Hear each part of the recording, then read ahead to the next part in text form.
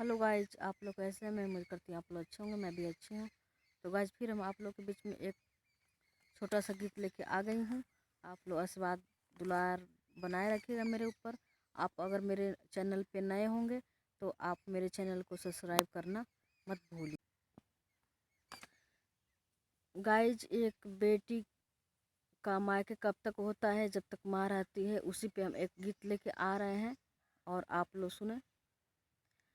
तकदीर बनाने वाले ने कैसी तकदीर बनाई है। तकदीर बनाने वाले ने तकदीर कैसी बनाई है।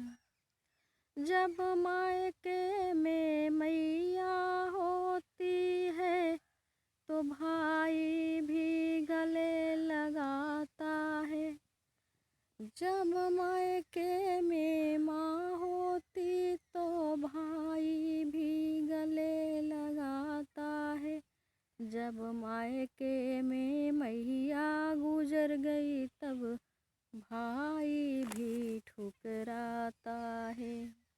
जब मायके में माँ नहीं रही तो भाई भी ठुकराता है।